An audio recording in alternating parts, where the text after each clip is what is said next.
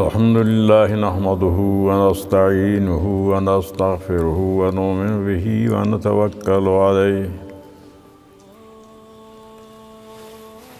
ونعوذ بالله من شرور أنفسنا ومن سيئات أعمالنا من يهده الله فلا مضل له ومن يضلله فلا هادي له ونشهد أن محمدًا عبده ورسوله المبعوث إلى الأسود والأحمر المنعوت بشرح الصدر ورفع الذكر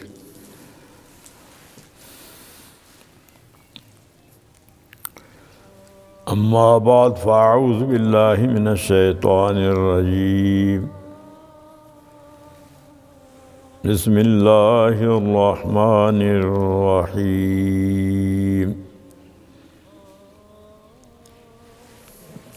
إنا أنزلناه في ليلة القدر وما أدراك ما ليلة القدر ليلة القدر خير من 1000 شهر تنزل الملائكة والروح فيها بإذن ربهم من كل أمر سلام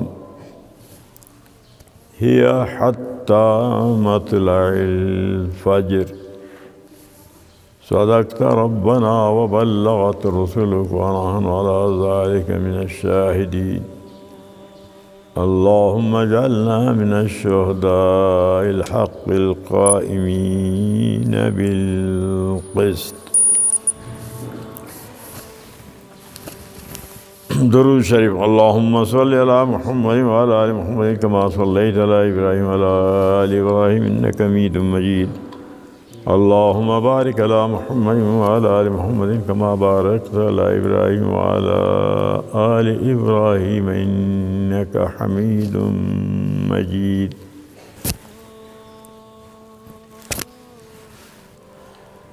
براویت اردوات اندر تقریر مارے گا دیجیے اردوات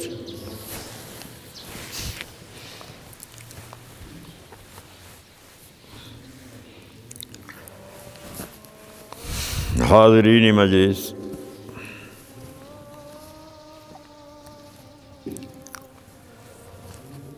یہ مہینہ رمضان المبارک کا مہینہ ہے۔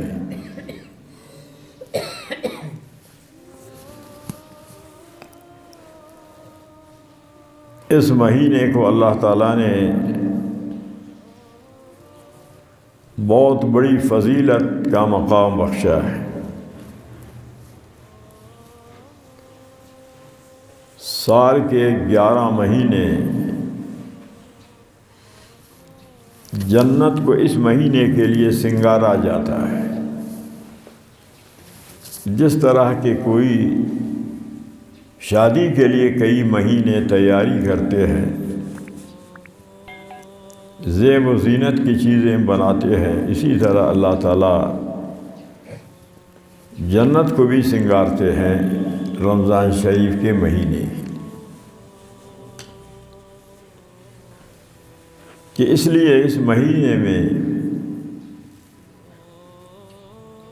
اگر مومن کی موت واقع ہو، جس کو رمضان شریف میں موت کی سعادت حاصل ہو، مومن وہ سیدھا جنت میں چلا جاتا ہے، کیونکہ اس مہینے میں جہنم کے دروازوں کو مومن کے لیے اللہ تعالیٰ بند فرماتے ہیں۔ جنت کے دروازے مومن کے لیے کھول دیے جاتے ہیں۔ انسان کی ورغلانے میں شیطان جو تمام سال کردار ادا کرتا ہے، اس مہینے میں شیاطین کو بھی قید و بند میں رکھا جاتا ہے، کیونکہ انسان کے ساتھ ایک تو شیطان لگا ہوا گناہ کراتا ہے اور دوسرا نفس ہے. دو چیزیں ہیں. انسان شیاطین شیطان تو بند ہوتے ہیں اس مہینے میں، لیکن نفس چونکہ بند نہیں، کہ رمضان میں جو گناہ کرتا ہے تو وہ نفس کی وجہ سے کرتا ہے.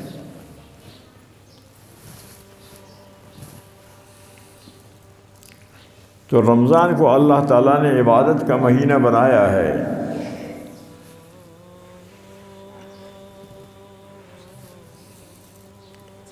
حدیث شریف میں ہے کہ نبی علیہ السلام فرماتے ہیں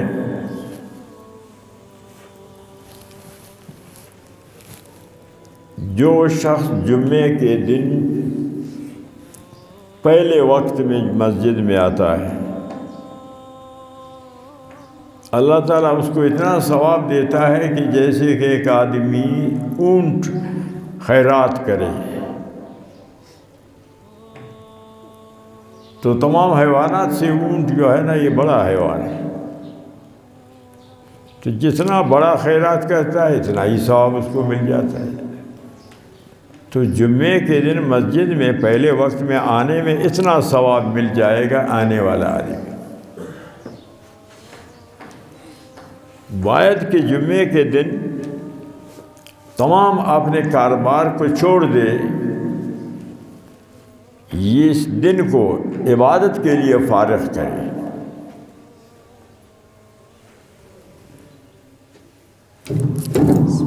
دوسرے نمبر پر جو آئے گا تو اس کو اتنا ثواب مل جائے گا مسجد میں آنے کا کہ اس نے ایک بکری خیرات کیا.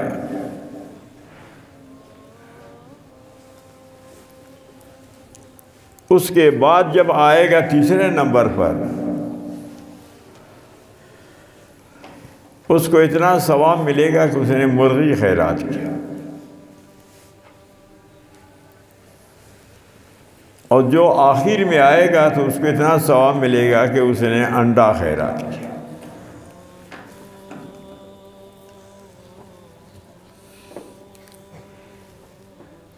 تاجر تجارت کرتا ہے، اگر اس کو زیادہ منافع ملے تو رات کی نیند کو بھی وہ چھوڑ دے گا، آرام کو چھوڑ دے گا، تکلیف اٹھائے گا کہ مجھے زیادہ نفع ملے گا. تو مومن کا بھی یہی شان ہونا چاہیے کہ وہ بھی مسجد میں اول وقت میں آنے کے لیے کوشش کرے، اول وقت میں مسجد میں آ جائے، سنت پڑھے، قرآن کی تلاوت کرے، ذکر و اذکار کرے. تو مسجد میں بیٹھنے میں بھی ثواب ہے، قرآن پڑھنے میں ثواب، اللہ اللہ کرنے میں ثواب. جس طرح کہ دنیا کے لیے محنت کرتا ہے تو دین کے لیے بھی محنت کرنا چاہیے، دین کو بھی وقت دینا چاہیے. جیسے کہ دنیا کے لیے وقت دیتا ہے، حالانکہ وہ تو ایک عارضی زندگی ہے، آخرت کی جو ہے بہت بڑی لمبی زندگی ہے، جاویدانی زندگی ہے. وہاں کے لیے تو اتنا ہی تیار کرنا چاہیے کہ جتنا وہاں رہنا ہے. دنیا کے لیے اتنا کرے کہ جتنا دنیا میں رہنا ہے. لیکن دین سے غفلت کی وجہ سے، دین سے دوری کی وجہ سے دین کا اہتمام ہمارے دل میں نہیں ہوتا ہے. ہم اس کو معمولی سمجھتے ہیں.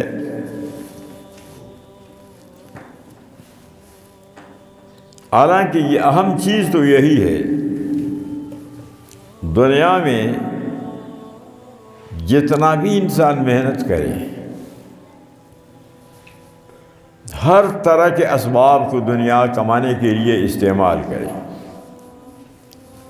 لیکن ملے گا وہی جو اللہ تعالیٰ چاہتا ہے. من کان یرید العاجلۃ عجلنا لہ فیہا ما نشاء لمن نرید. اللہ فرماتے ہیں جو میں چاہتا ہوں اور جتنا میں چاہتا ہوں کسی کو دینے کا وہ اس کو مل جاتا ہے، خواہ کتنا ہی محنت کرے۔ دنیا کا مدار کو اللہ نے محنت پر نہیں رکھا ہے، اپنے مرضی پر۔ وَمَا مِن دَابَّةٍ فِي الْأَرْضِ إِلَّا عَلَى اللَّهِ رِزْقُهَا۔ رزق کی ذمہ داری، یہ ضرورت اللہ تعالیٰ اپنے ذمہ لیا ہے، جتنا مرضی ہے زیادہ دے رزق، ان کی مرضی ہے کم کرے، محنت سے نہیں۔ وگرنہ ہر آدمی چاہتا ہے کہ میں بڑا سرمایہ دار بن جاؤں، لیکن بن نہیں سکتا ہے اپنے تمنا کے مطابق۔ اور آخرت کا اللہ تعالیٰ نے مدار محنت پر رکھا ہے۔ من کان یرید الآخرۃ وسعی لہا سعیہا وہو مؤمن فکان سعیہ مشکورا۔ فرمایا آخرت کے لیے جتنا محنت کرو گے تمہارے محنت کے مطابق تمہیں ملے گا۔ زیادہ محنت کرو گے زیادہ ملے گا، کم محنت کرو گے تو کم ملے گا۔ مدار آخرت کا محنت پر۔ آپ تہجد پڑھیں گے، اشراق پڑھیں گے، اوابین پڑھیں گے، جتنا زیادہ نفل پڑھیں گے اتنا آپ کو ثواب مل جائے گا۔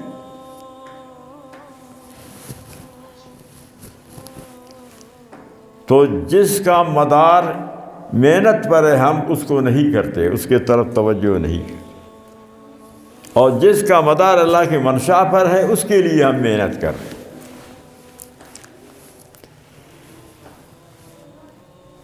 جمعے کے دن باید کہ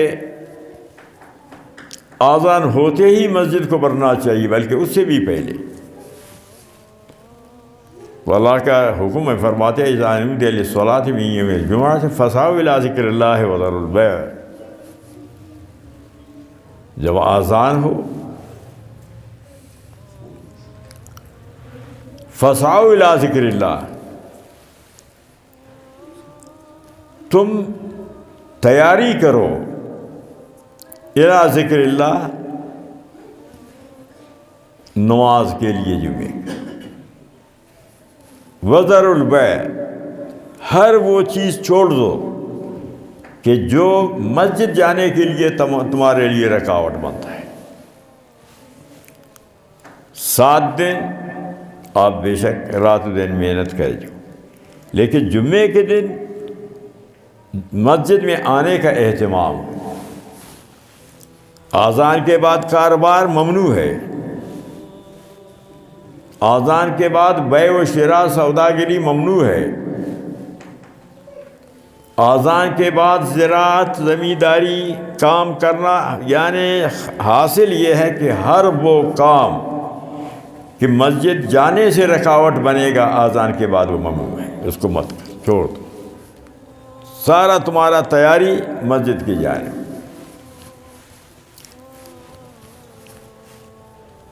لیکن تعجب ہے، آذان ہوتی ہے مسجد میں کوئی بندہ نہیں،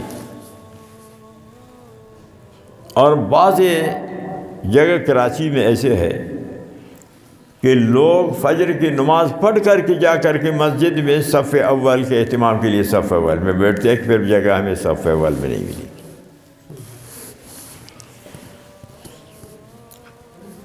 تو اتنا اہتمام کرتے ہیں، تو ہر مسلمان کو ایسے اہتمام کرنا چاہیے،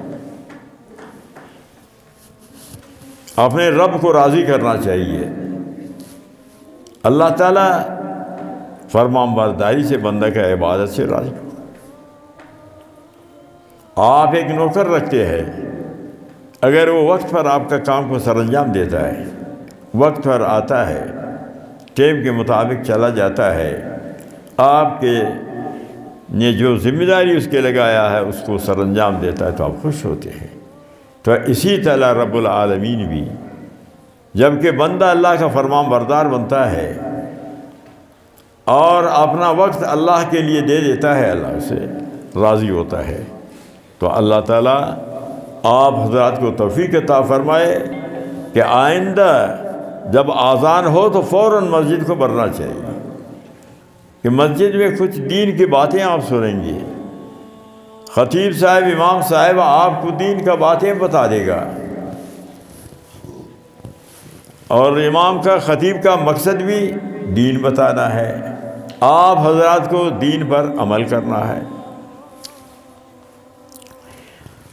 تو یہ رمضان المبارک کا مہینہ ہے۔ پہلی مرتبہ یہاں آپ کی مسجد میں آنے کا موقع ملا کہ مولانا سہیل صاحب نے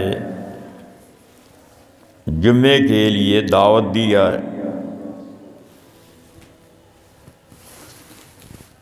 تو آپ کا مسجد دیکھا تو بہت خوش ہوا۔ الحمدللہ مسجد خوبصورت ہے، تعمیر کے لحاظ سے خوبصورت ہے، رنگ و روغن کے لحاظ سے خوبصورت ہے، قالین کے لحاظ سے خوبصورت ہے، چمن کے لحاظ سے خوبصورت ہے، لیکن عبادت کے لحاظ سے آپ کا مسجد آباد نہیں ہے، کیونکہ اب دیکھو، آپ گن لو تو کتنے آدمی بیٹھے ہوئے ہو۔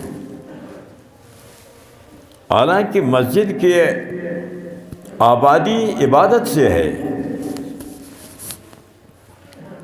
یہ جو رنگ و روغن، یہ زینت ہے، یہ بھی اچھا ہے، صحیح ہے، لیکن اصل جو ہے اللہ کو جو پسند ہے عبادت سے آباد ہو۔ حدیث شریف میں ہے کہ مسجد آباد ہے، مساجدہم عامرہ وہی خراب، زیب و زینت کے لحاظ سے تو بہت خوبصورت ہے، لیکن وہی خراب عبادت کے لحاظ سے وہ ویران ہے۔ تو اصل چیز ہے عبادت، اس رونق کے ساتھ عبادت اس میں ہوگا تو پھر یہ اللہ کے نزدیک زیادہ بہتر مقبولیت کا مقام رکھتا ہے۔ تو آپ کوشش کیا کریں کہ جمعے کے دن تمام کاروبار چھوڑ کر کے آذان ہوتے ہی آپ کے مسجد کو بھرنا چاہیے۔ تو یہ رمضان شریف کا مہینہ ہے۔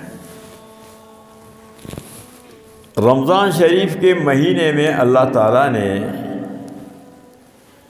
اپنے بندوں پر ایک عبادت روزے کا فرض کیا ہے کہ روزہ فرض ہے، اور یہ چاند دیکھنے سے لے کر دیکھتے عید کے چاند دیکھنے تک یہ عبادت جاری ہے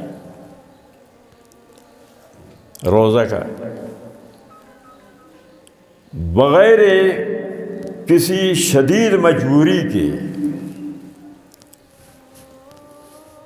یہ روزہ کا ترک چھوڑنا کسی کے لیے جائز نہیں۔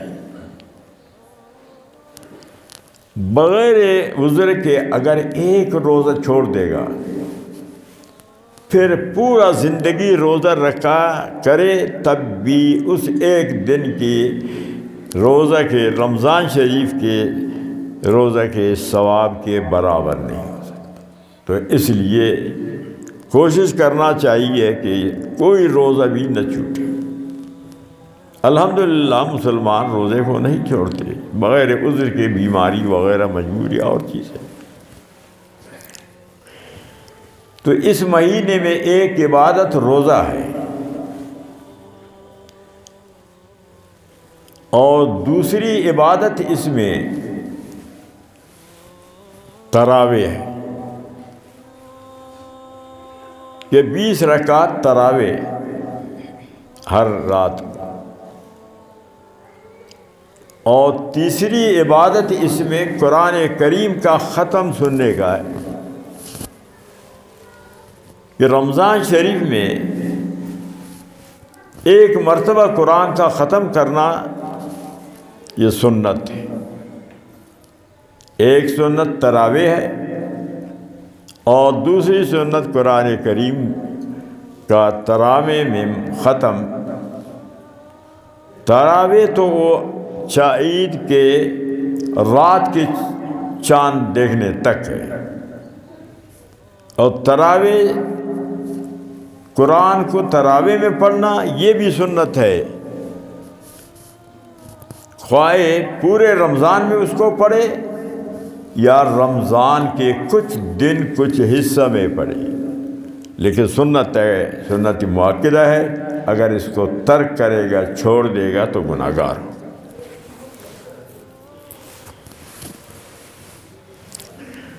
اور پورے رمضان میں یہ ختم پڑھنا تو اور افضل ہے۔ ہاں، بعض حضرات مکان بیٹھک میں قرآن کا ختم چند دن میں نکالتے ہیں، یہ سنت کی شریعت کے خلاف عمل ہے۔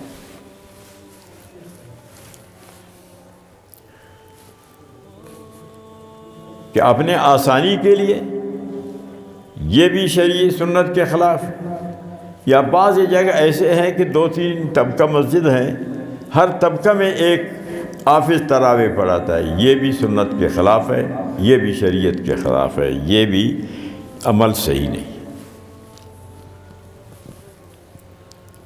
ایک جماعت ہو مسجد میں، ایک امام کے پیچھے سارے۔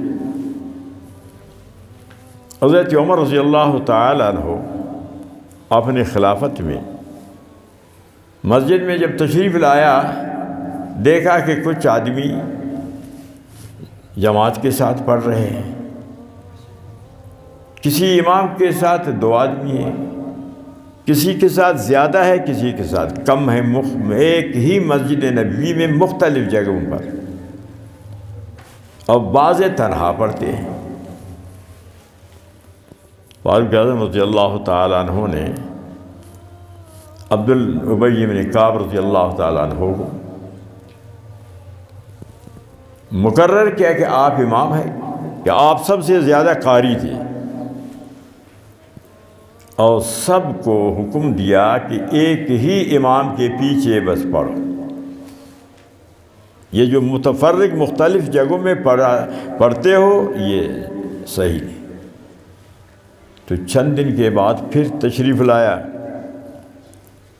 آپ کا گھر مسجد اوالی میں تھے، دور تھے۔ جب دیکھا کہ اب سارے ایک امام کے پیچھے پڑھتے ہیں، فرمایا نعم البدع ھذہ، یہ تو کام میں نے شروع کیا، پہلے نہیں تھا، لیکن یہ اچھا کام ہے کہ ایک امام کے پیچھے سارے جمع ہو کر کے تراویح پڑھ رہے۔ صحابہ کرام بھی تو حافظ تھے، فاروق اعظم رضی اللہ عنہ بھی خود حافظ تھے، لیکن صحابہ نے کبھی گھروں کے اندر بیٹھکوں میں یا ایک مسجد میں پھر مختلف جماعتیں کر کے کبھی تراویح اس طرح نہیں۔ مسلمانوں کا اجتماع اللہ تعالیٰ کو بہت پسند ہے، کہ مسلمان ایک جگہ جمع ہو، ان میں اتحاد و اتفاق ہو، تو یہ کافروں کے لیے ایک بڑا ضرب ہے، وہ اس سے ڈرتے بھی ہیں، خوف زدہ ہوتے ہیں، اور اس میں اسلام کی بالادستی ہے۔ تو مسجد میں ایک جماعت ہو، یہ سنت کے مطابق عمل ہے۔ تو روزہ 1، تراویح 2، قرآن کریم 3، اور چوتھی عبادت اس مہینے میں اعتکاف ہے، کہ جو آج سے شروع ہو رہا ہے۔ یہ سنت کفایہ ہے۔ سنت کفایہ کا مطلب، اگر مسجد میں ایک آدمی محلہ سے بیٹھ گیا، سب کا حق ادا ہو جائے۔ اگر کوئی بھی نہیں بیٹھے تو پھر سارے محلے والے گناہ گار ہیں۔ سنت کفایہ، جیسے کہ جنازہ فرض کفایہ ہے، اگر چند آدمی جنازہ کو پڑھیں گے تو میت کا حق ادا ہو جائے گا، سارے محلہ والوں کا حق ادا ہو جائے گا۔ اگر کوئی بھی نہیں پھر سارے گناہ گار۔ تو اعتکاف سنت مؤکدہ ہے، مسجد میں ایک آدمی کا بیٹھنا، باقی زیادہ جتنا بیٹھنا چاہتے ہیں ثواب کے لیے تو بیٹھیں۔ سنت نبی علیہ الصلاۃ والسلام کے اس عمل کو کہتے ہیں کہ جس کو نبی علیہ السلام ہمیشہ کیا ہے اس عمل کو، کبھی اس کو چھوڑا تو یہ سنت ہے۔ ایسا نبی کا عمل کہ جس کو کبھی نبی نے نہیں چھوڑا، ہمیشہ اس کو کیا، ہمیشہ، تو نبی کا وہ عمل واجب بنتا ہے۔ تو ایک عمل نبی کا واجب، باقی جو فرض ہے، فرائض ہے، وہ تو اللہ کی طرف سے حکم نازل ہوتا ہے کہ تمہیں نماز پڑھنا ہے، فرض ہے۔ اللہ کے طرف سے حکم ہے تمہیں زکوٰۃ دینا ہے، فرض ہے۔ اللہ کے طرف سے حکم ہے روزہ رکھنا، فرض ہے۔ باقی نبی علیہ السلام اپنے طرف سے جب عمل کرتے ہیں وہ دو قسم کا، ایک واجب، دوسرا سنت۔ کبھی اس کو ترک نہ کیا تو واجب بنتا ہے، اور سنت کہ اس عمل پر دوام کرتے ہیں لیکن کبھی چھوڑ دیتے۔ اعتکاف پر نبی علیہ السلام نے دوام فرمایا، صرف ایک مرتبہ اس کو چھوڑا ہے۔ آپ صلی اللہ علیہ وسلم خود اعتکاف میں بیٹھتے تھے، لیکن ایک مرتبہ چھوڑ دیا، اس وجہ سے یہ سنت۔ اگر وہ ایک مرتبہ بھی اس کو نہ چھوڑتے تو پھر یہ واجب بن جاتا۔ صحیح بخاری شریف میں ہے کہ نبی علیہ السلام کا یہ معمول تھا کہ آپ فجر کی نماز پڑھ کر کے پھر مسجد میں 20 تاریخ کے صبح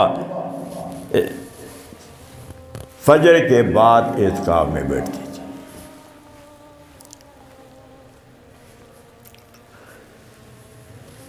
آپ کے لیے مسجد میں خیمہ جیسے کہ آپ پردہ لگاتے ہیں یہ اعتکاف میں بیٹھنے کے لیے، آپ کے لیے اسی طرح خیمہ لگایا۔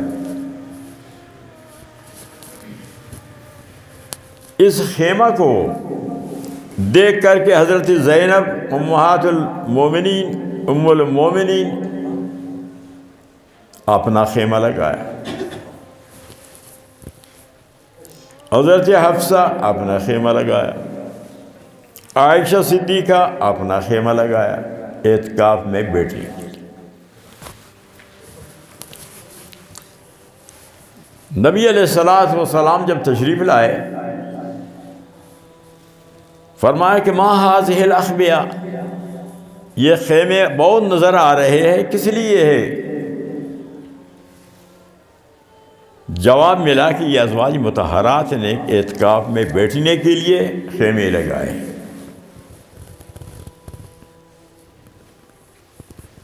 تو نبی علیہ السلام اتنے غصے ہو گئے، اتنے ناراض ہو گئے،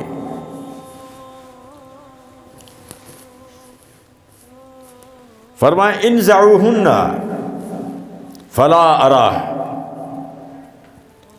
فرمائے ان کو نکال کر کے گم کر، میں نہ دیکھوں ان خیموں۔ ھذا البر تردنا، فرمایا کہ تم عورتوں نے اسی کو نیکی سمجھا ہے۔ عورت کے لیے گھر ہے، گھر سے باہر عورت کے لیے نکلنا جائز نہیں۔ اعتکاف میں بیٹھتی ہو تو گھر میں بیٹھا تھا، باہر خیمہ لگا کر کے بیٹھنا مسجدوں میں عورت کے لیے جائز۔ مرد کا باہر نکلنا مرد کا کام ہے، گھروں میں رہنا عورت کا کام۔ قرآن کریم 22ویں پارہ ہے، وَقَرْنَ فِي بُيُوتِكُنَّ وَلَا تَبَرَّجْنَ تَبَرُّجَ الْجَاهِلِيَّةِ الْأُولَىٰ، فرمایا کہ عورت گھر میں بیٹھے۔ اسلام سے پہلے جہالت کے زمانے میں عورتیں باہر نکلتی تھیں، گھومتی تھی، پھرتی تھی۔ اسلام میں عورت کے لیے اجازت نہیں، اسلام کے خلاف آج عورتیں یہ انگریزوں نے اسلام کے خلاف عورتوں کو باہر نکالا ہے، اسلام کے ضد سے، اسلام کے مقابلے میں۔ لیکن ہمیں مسلمانوں کو بھی اس کا درک نہیں لگتا ہے کہ ہم بھی یہ غیر مسلموں کا عمل ہے یا ہمارے عمل ہے، کہ ہمارا عمل قرآن کے مطابق ہے یا نہیں ہے۔ اب تو پوری دنیا مردوں کے بجائے عورتوں سے بار بری ہوئی نظر آ، اسی لیے تو اللہ تعالیٰ ناراض ہوتا ہے۔ آج کل کتنی مصیبتیں ہم پر، کتنی تنگیاں ہم پر، اس لیے کہ ہم مسلمانوں نے بھی اپنا اسلامی طریقے کو چھوڑ کر کے، نام اسلام کا ہے لیکن ہمارا کام جو ہے نا وہ غیر مسلم یہود و نصارہ کا ہے، اور ہم اس کو عبادت سمجھتے ہیں، اس کو ثواب سمجھتے ہیں۔ تو اس وجہ سے نبی علیہ السلام نے خود اعتکاف کو چھوڑ دیا، خود اعتکاف کو چھوڑ دیا، اس دفعہ اعتکاف میں نہیں بیٹھے۔ پھر بعد میں شوال میں 10 دن نبی علیہ السلام نے اس اعتکاف کا بدلہ قضائی، تو ایک دفعہ چھوڑا اس لیے سنت ہوئی، اگر اس دفعہ بھی نہیں چھوڑتے تو پھر یہ واجب بن جاتی۔ تو سنت کا تعریف، سنت اس کو کہتے ہیں کہ نبی نے ہمیشہ کیا ہے، ایک دفعہ چھوڑا ہو کسی وجہ سے۔ عورت بے شک اعتکاف میں بیٹھے، اپنے گھر میں بیٹھے، مسجد میں نہیں بیٹھ سکتے۔ مسجد میں مرد جتنا بیٹھنا چاہے بیٹھے۔ حدیث شریف میں ہے کہ اعتکاف میں بیٹھنے سے یعتکف الذنوب، اعتکاف کا معنی ہے کہ مسجد میں اپنے کو بیٹھ کر بند رکھنا۔ معتکف مسجد میں جب بیٹھتا ہے پھر وہ باہر نکلنے کی اس کو اجازت نہیں، صرف 2 چیزوں کی، ایک حاجت شرعی، اگر اس مسجد میں جمعے کی نماز نہ ہو تو وہ جمعے کی نماز کے لیے جا سکے، وہ بھی اتنا کہ جائے نماز پڑھے واپس آ جائے، بس اس کو حاجت شرعی کہتے ہیں۔ اور دوسرا جو ہے نا حاجت طبعی، کہ قضاء حاجت کے لیے اس کو اجازت ہے کہ باہر وہ نکل سکتا ہے، وہ بھی اپنے ضرورت سے پورا ہو کر کے واپس آ جائے، نہ ٹھہرے، اگر ٹھہرے گا تو پھر اعتکاف اس کا فاسد ہو۔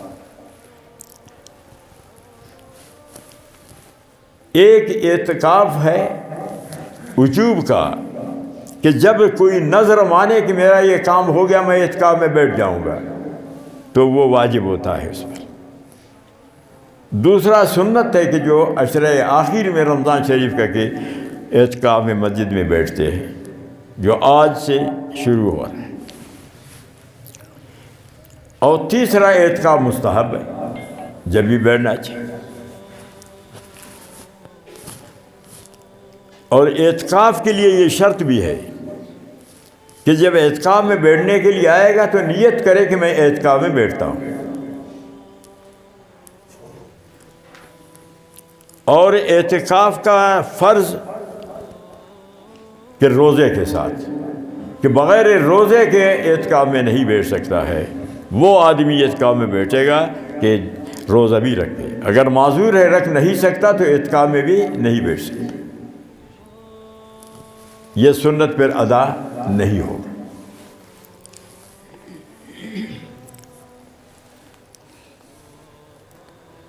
روزہ یہ اللہ کے لیے ہے،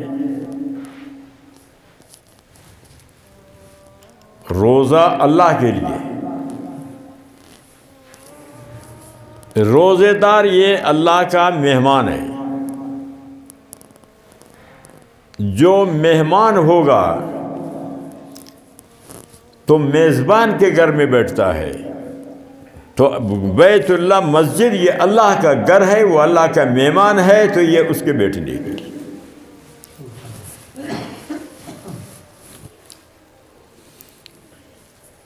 تو اعتکاف کو بہت بڑا سا، اعتکاف میں جب بیٹھ جاتا ہے یہ بار جنازے میں شریک نہیں ہو سکتا، بیٹھے بیٹھے یہاں اس کو ثواب ملے گا۔ بیمار کی بیمار پرسی نہیں کر سکتا، بار نہیں جا سکتا، جو بار بیمار پرسی کرے گا اس کو بیٹھے ہوئے یہاں ثواب مل جائے۔ یعنی جو بھی بار نیکی کرنے والا نیکی کرتا ہے، اس کو یہاں بیٹھے بیٹھے وہ سارے نیکیوں کا ثواب مل جاتا ہے۔ تو جس کو اللہ تعالیٰ توفیق دے، کوشش کرے کہ اعتکاف میں بیٹھے اس ثواب کی نیت سے۔ تو آج سے یہ عمل، اب جو آج کی جو رات آنے والی رات ہے، اس کو لیلۃ القدر کی رات، تو اللہ تعالیٰ نے فرمایا کہ انا انزلناہ فی لیلۃ القدر، تمام مہینوں سے رمضان شریف کا مہینے کی عزت زیادہ، پھر رمضان شریف کے تمام راتوں سے لیلۃ القدر کی رات کا عزت زیادہ ہے، کہ اس رات میں ملائکہ فرشتے اترتے ہیں، جبریل امین بھی زمین پر اترتے ہیں، اور جبریل امین اتر کر کے ہر آدمی سے وہ معائنہ مصافحہ کرتے ہیں، بغل گیری کرتے ہیں۔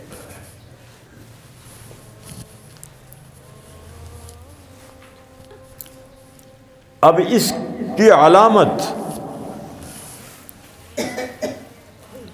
کہ وہ بندہ تو اس کا ملنے کو ہاتھ ملائے، بغل گیری کرے، پتہ تو نہیں چلتا۔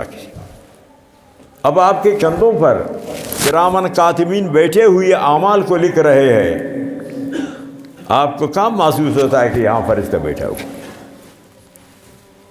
تو جبریل امین مصافحہ کرتے ہیں،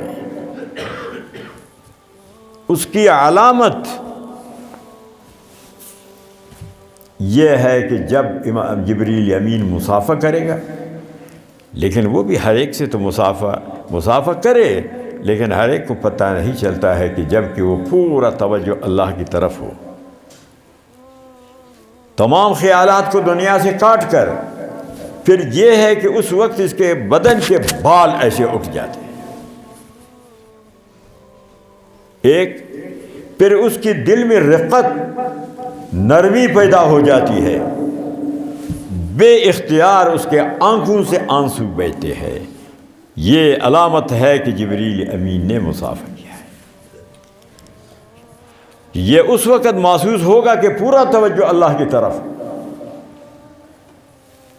دنیاوی تمام خیالات کو ترک کرے، تو یہ اس کو محسوس ہوگا۔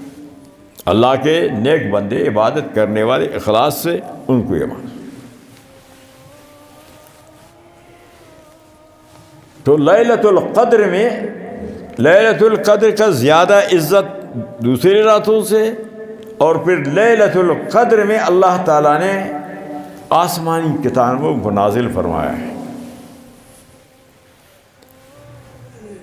ابراہیم علیہ السلام، آسمانی کتابیں 104 آسمانی کتابیں، 104 آسمانی کتابیں ہیں، ان سب کا خلاصہ اللہ تعالیٰ نے قرآن کریم میں رکھا ہے۔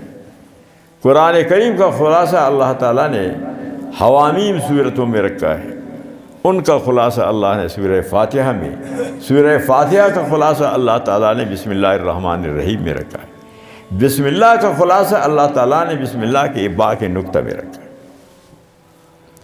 ابتدا بسم اللہ کے با سے، قرآن کریم کے آخر میں ہے والناس، سین ہے، با و سین کو ملاؤ تو معنی یہ ہے کہ یہ قرآن مسلمان کو، مومن کو کافی ہے، اور کسی چیز کی اس کو ضرورت نہیں ہے۔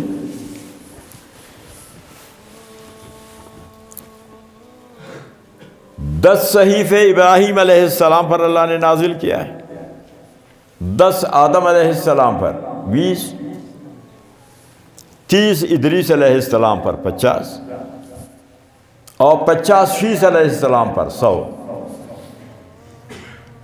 یہ 100 صحیفے ہیں. 4 بڑی کتابیں قرآن کریم، تورات، انجیل، زبور. یہ 4 بڑی کتابیں. رمضان شریف کی پہلی رات ابراہیم علیہ السلام پر اللہ تعالیٰ نے ان صحیفے نازل فرمایا کہ جو 10 صحیفے. پھر 700 سال کے بعد 6 رمضان میں تورات کو اللہ نے موسیٰ علیہ السلام پر نازل کیا.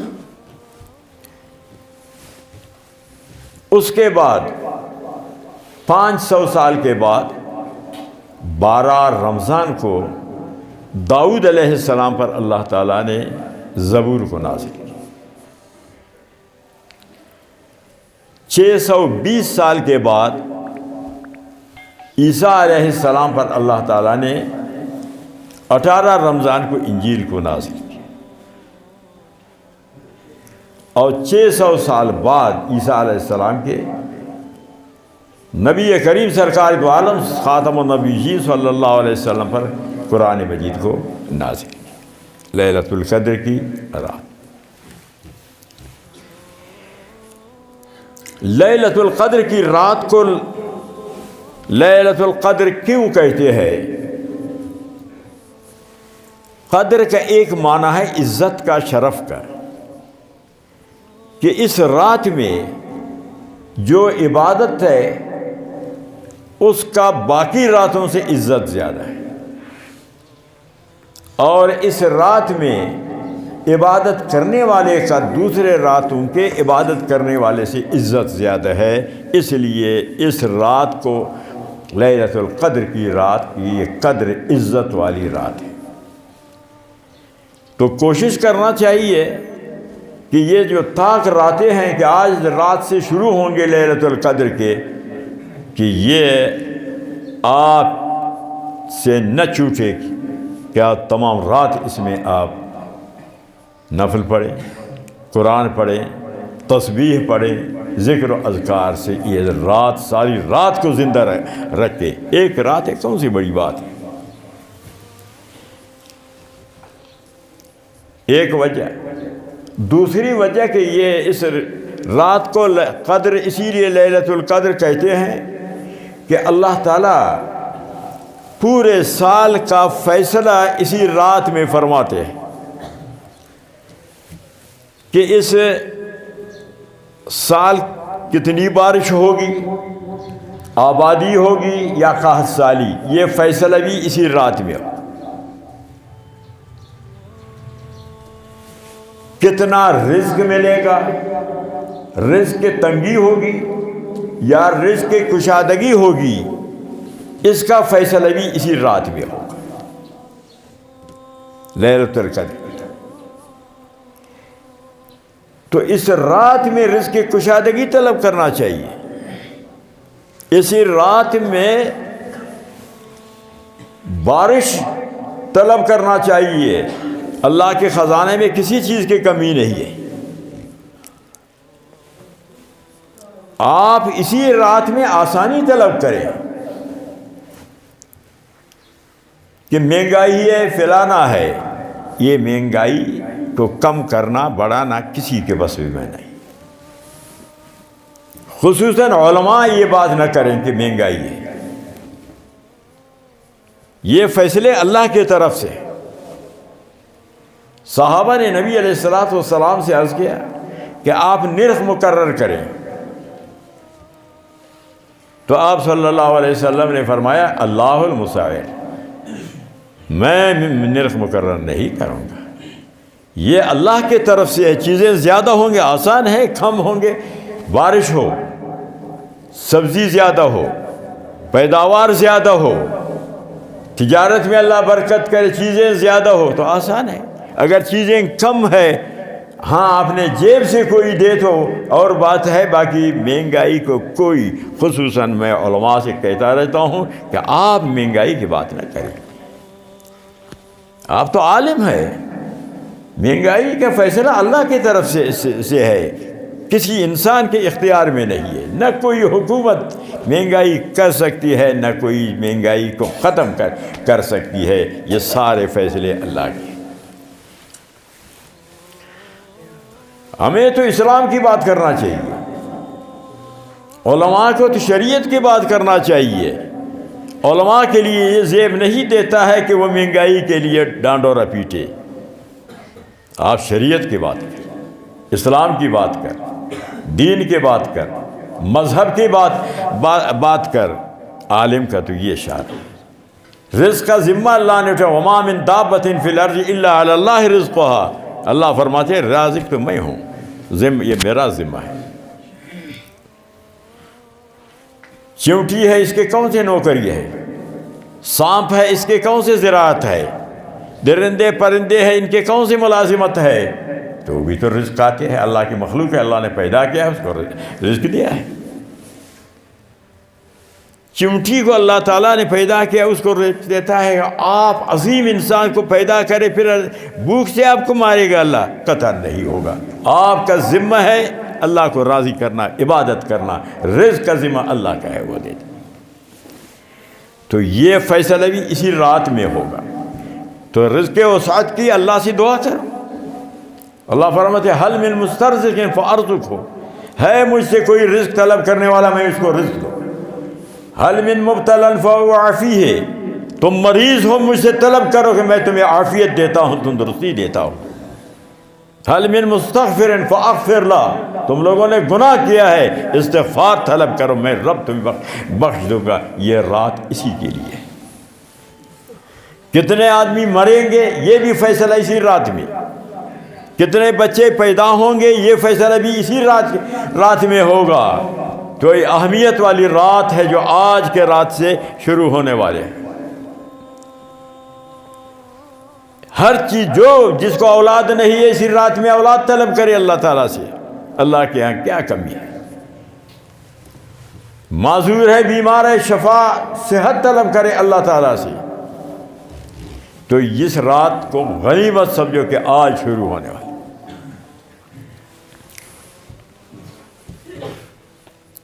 تو یہ دو وجہ، ایک وجہ کہ عزت کا معنی، دوسرا اس میں ہر چیز کا فیصلہ ہوگا، اندازہ ہوگا ہے۔ یہ تو پہلے لوح محفوظ میں لکھے ہوئے ہیں۔ اس رات میں اللہ ملائکہ فرشتوں کو بتا دے گا کہ یہ سال میں یہ چیزیں ہوں گی۔ فرشتے بھی علم غیب نہیں جانتے ہیں، اللہ کے سوا کوئی غیب نہیں جانتا، نہ نبی جانتا ہے نہ فرشتے جانتے ہیں۔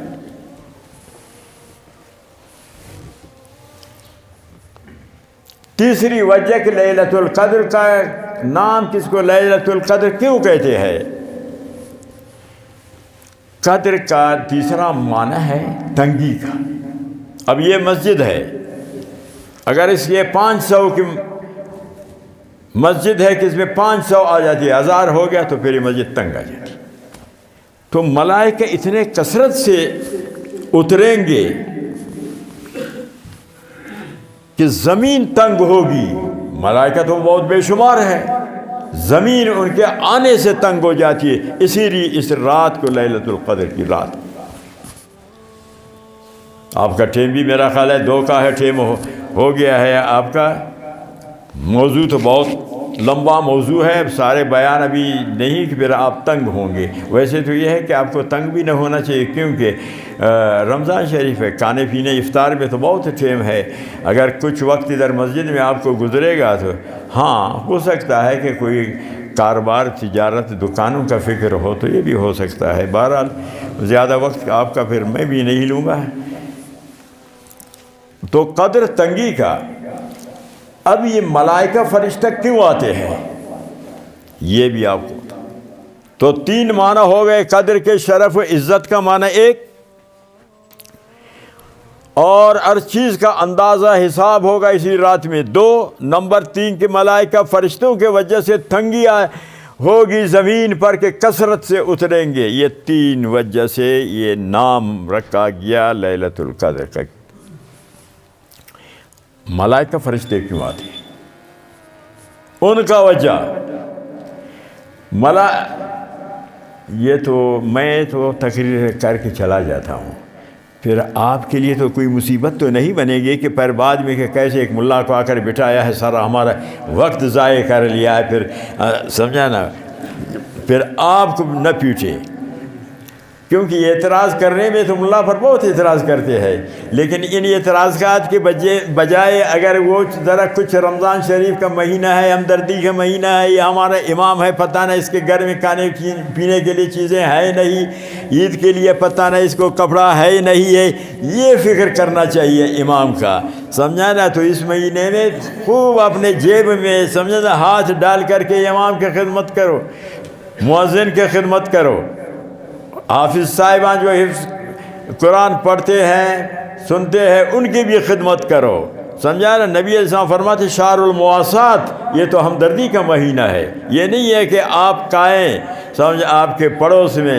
سمجھا آپ کا غریب ہمسایہ مسکین ہے، یتیم ہے، بیوہ ہے، وہ بھوکے رہیں، یہ بھی خیال کرنا چاہیے، سمجھانا، ان کا بھی، امام کا بھی خیال کرنا چاہیے، سمجھانا، تاکہ امام ایسا نہ ہو کہ بستر باندھے کہ بھئی جاؤں، یہ تو سمجھانا ایسے بے خیر لوگوں کے دا بے خیر آتا پیکار محلے، سمجھا دوں کا پھر مچھٹی امام نہ تیرا خیال ہے کہ سمجھا رہے گا۔ انتے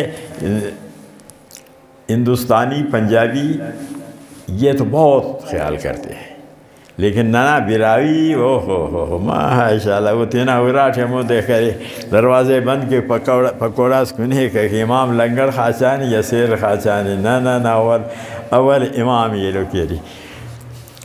تو سمجھا فرشتہ کی بات ہے، بس یہ بات بیان کر کے بس ختم کروں، میرا خیال زیادہ صحیح نہیں ٹائم لینا۔ تو فرشتے تفسیر خازن، تفسیر کبیر، مختلف تفاسیر نے لکھا ہے کہ جب اللہ تعالیٰ نے فرمایا کہ فرشتوں سے کہ میں ایک بندہ پیدا کرنا چاہتا ہوں اپنا خلیفہ زمین میں، تو فرشتوں نے کہا اے اللہ ایسا مخلوق پیدا کرتے ہیں کہ جو خون ریز ہوں گے، انی جاعل فی الارض خلیفہ قال تجعل فیہا من یفسد فیہا ویسفک الدماء، یہ تو خون ریز ہوں گے، خون بہانے والے، فسادی ہوں گے زمین والے، کیا ضرورت، نحن نسبح، ہم فرشتے تو ہر وقت تسبیح پڑھتے ہیں، عبادت کرتے ہیں، کسی چیز میں کبھی بھی ہم نافرمانی ہی نہیں کرتے، تو کیا ضرورت ہے یہ اعتراض۔ اللہ نے فرمایا انی عالم ما لا تعلم، بے شک تم عابد ہو، بے شک تم فرمان بردار ہو، لیکن جو چیز میں اللہ جانتا ہوں تم ملائکہ فرشتے نہیں جانتے ہو، تمہیں علم غیب نہیں ہے۔ علم آدم الاسماء، کہ جس کو میں پیدا کرتا ہوں وہ علم والے ہوں گے، زمین کے مخلوق ٹھیک ہے فساد بھی کریں گے، قتل بھی کریں گے، لیکن ان میں ایک صفت ہے فرشتوں میں نہیں ہے کہ ان میں علم ہوگا، وہ عالم ہوں گے۔ تم فرشتے صرف عابد ہو، فضل العالم علی العابد کا فضلی علی ادناکم، نبی علیہ السلام فرماتے ہیں عالم کا درجہ عابد سے اتنا زیادہ ہے کہ جتنا کہ میرا نبی کا ایک صحابی سے کتنا درجہ زیادہ ہے، کیونکہ علم اللہ کا صفت ہے، علم کے وجہ سے عالم کی عزت ہے، وگرنہ وہ بھی تو عام انسانوں کی طرح ہے۔ آپ عالم کی عزت کریں گے تو یہ علم کی عزت ہے، علم اللہ کا صفت ہے، اللہ راضی ہوتا ہے۔ کہ آدم علیہ السلام میں علم بھی ہے، آدم علیہ السلام میں عمل بھی، عبادت بھی ہے، اور آدم علیہ السلام میں تواضع ہے، تواضع اللہ کو بہت پسند ہے، تکبر غرور سے مومن کو بچنا چاہیے۔ تو اے میرے عزیز دوست حضرات، یہ رمضان شریف کا مہینہ ہے، اور خصوصاً علماء سے کہنا چاہتا ہوں کہ ہر ایک کو اپنے کام کا فکر ہے۔ حضرت مولانا عبداللہ درخواستی رحمۃ اللہ علیہ، جو بڑے عمر والے انہوں نے دیکھا ہوگا نہ تو سنا کا، اللہ والا جمعیت علماء اسلام کا امیر تھا، درخواستی رحمۃ اللہ علیہ کی عمارت میں قادیانی کافر ہو گئے. درخواستی رحمۃ اللہ علیہ کی عمارت میں آئلی قانون صدر ایوب نے نافذ کیا تھا، وہ ختم ہو گیا کہ 2 بچے خوشحال اور اچھے اور زیادہ. ہاں ہمارے اکابر علماء کہ جمعیت علماء اسلام کو چلایا، جمعیت علماء اسلام پورے ملک سے چھکلے ختم ہو گئے. درخواستی امیر تھا جمعیت علماء اسلام. جمعے کی چھٹی ہو گئی، درخواستی امیر تھا جمعیت علماء اسلام. شراب پر پابندی لگی تو درخواستی امیر تھا جمعیت علماء اسلام کا. تو جمعیت علماء اسلام کے ہمارے اکابر بہت، حضرت مولانا عبدالکریم بیر شریف والے، وہ بھی جمعیت علماء اسلام کے امیر، اللہ والے امیر تھے. تو سارا دین کے لیے جمعیت استعمال ہوتا تھا، سمجھا نا. ابھی بھی آپ علماء کرام سے میں کہنا چاہتا ہوں، اسمبلی میں بھی آپ اسلام کی بات کریں، اسمبلی میں آپ شریعت کی بات کریں. مہنگائی ہمیں ضرورت نہیں مہنگائی ہو یا سستا ہو. پہلے 12 روپیہ میں گوشت کا کلو تھا، اب 1400 پر، 1200 پر پہلے، ابھی 1400. بھئی جو اللہ نے ہمارے لیے رزق مقرر کیا ہے دے گا، ہم زندہ ہے، اللہ ہمیں ضائع نہیں کرے گا. لیکن ہمارے جو ذمہ ہے، نبی علیہ السلام نے فرمایا کہ تم اللہ کی عبادت کرو، سمجھا نا. میں اللہ فرماتے تمہیں رزق سے مستغنی کروں گا. اسمبلی میں بھی اسلام کا نعرہ لگنا چاہیے، شریعت کا نعرہ لگتا ہے. باہر مسجدوں میں تقریروں میں اسلام کا تذکرہ کیا کرو، شریعت کے تذکرہ کیا کرو. یہ ہمارا علماء کا ذمہ داری ہے.